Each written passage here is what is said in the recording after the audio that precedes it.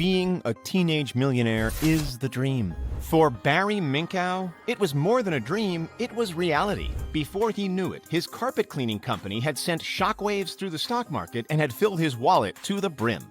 There was one major issue here, though. It was all built on lies. While most others his age were in college, he was committing credit card fraud, falsifying financial reports, and manipulating the stock market with a business that existed purely on exaggeration and cover-ups. Like a house of cards, it all came crashing down. So how did a teenager manage to manipulate the system? Did he get away with it? Or was the FBI too good? Let's find out.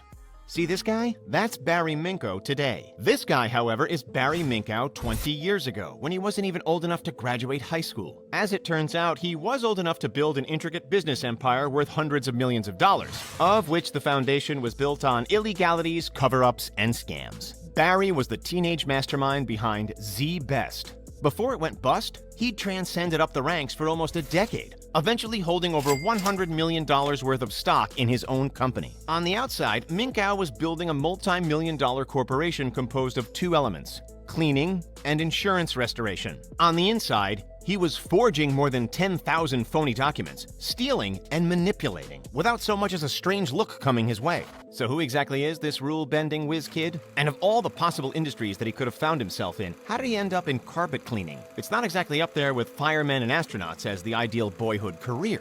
Well, Barry was raised in the San Fernando Valley in California, which is this big area, not too far from the money-slinging big shots in Hollywood. It was here, when he was just a wee lad at 9 years old, that his mother got him a job as a telemarketer for the carpet cleaning business where she worked. Can you imagine getting a call from a 9-year-old trying to sell you something? With this early experience, Barry had a sizable head start into the business world compared to the rest of the kids his age. He continued to work and learn as he transitioned into his teenage years. All the while, he was studying full-time at school. Then at 15, Barry got his first taste of ownership. While a sophomore at Cleveland High School, he planted the seed of Z-Best, his very own carpet cleaning business.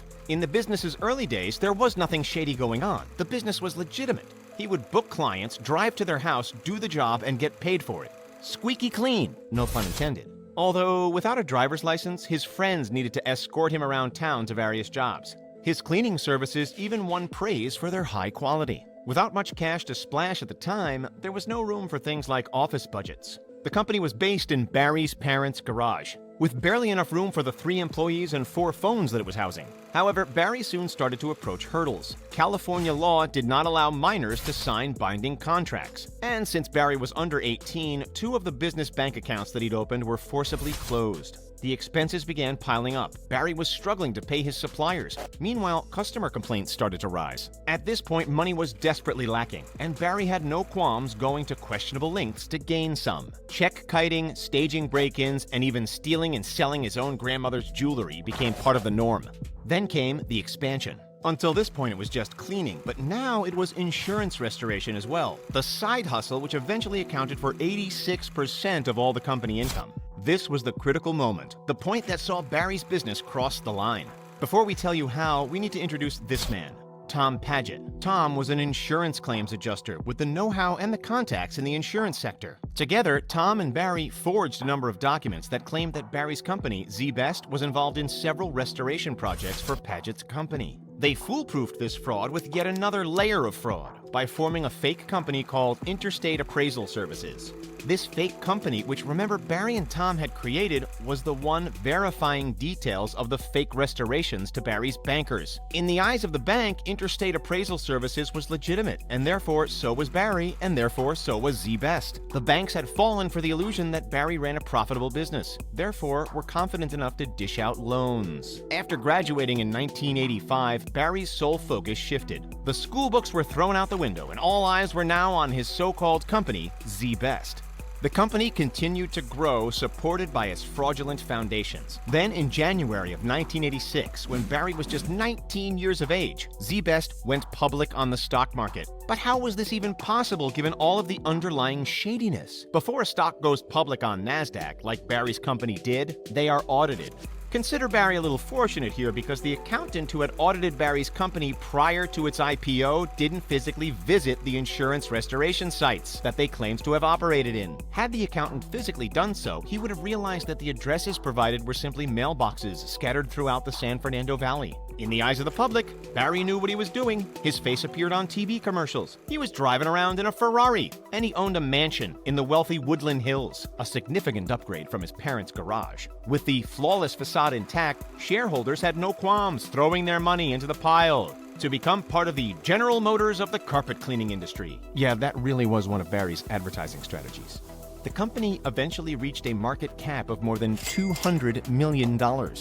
Barry's plan was simple. He'd wait the 2 years required by law and then sell his shares. But it didn't quite pan out as planned. Money was still needed, so he persuaded to raise another $15 million in capital. Again, auditors were swooping. So how did he deflect them this time? The auditors wanted to tour the Interstate Appraisal Services office building. So Barry gave them an office building, although it wasn't his, he just borrowed it. And when the accountants asked to witness a current insurance restoration project, Barry simply took them to a half-built structure, claiming that it was a legitimate restoration job that they were working on. Of course, the auditors lapped it up because all of the lies were backed up by thousands of fake documents that were created by this man, Mark Morsey.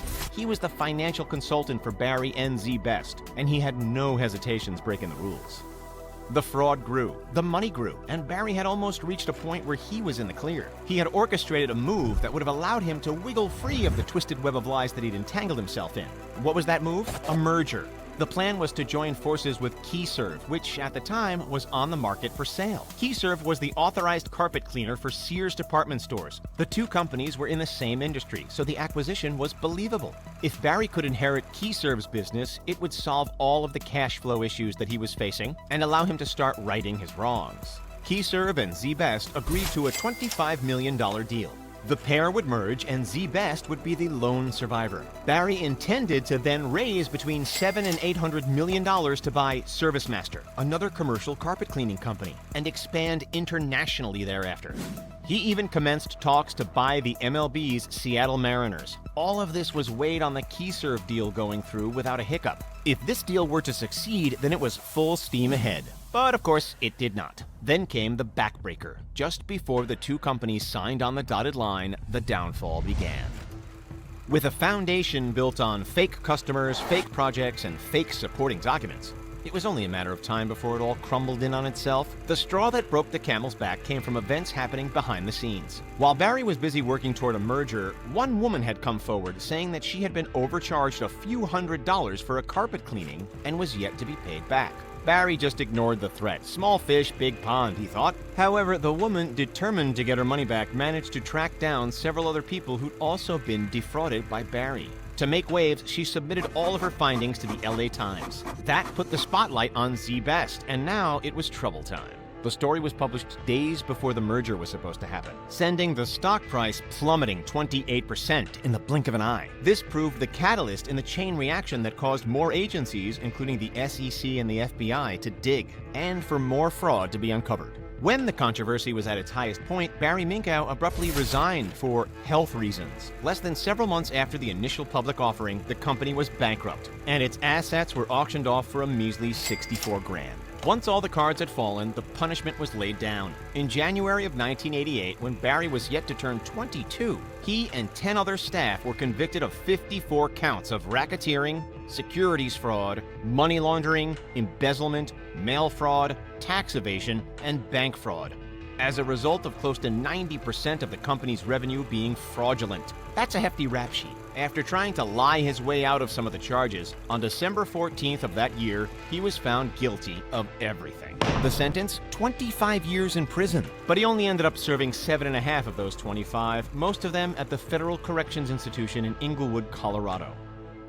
Following his early release in 1995, Barry claimed to be a born-again Christian. However, old habits die hard, and in little time he was back to his mischievous law-breaking schemes. While working as a church pastor, he founded the Fraud Discovery Institute, Ironic, isn't it? Until you learn that the Fraud Discovery Institute was indeed also a fraud. He would use the investigative journalism power of the organization to his own advantage. Before he would publish a damning report on a public company, he would sell his own shares in said company. He would then rebuy them when they were near worthless, only for the stock price to rise again once the reports were proven to lack substantial facts. In essence, he was shorting the stocks that he himself was manipulating. Eventually, Barry pleaded guilty to insider trading as well as church fraud, admitted to embezzling over $3 million in donations to the San Diego Community Bible Church, where he was head pastor. As the icing on the cake, he also hid nearly $1 million worth of income and $250,000 in taxes from the IRS. After being sentenced on April 28, 2014, he finally remained locked up for over 5 years,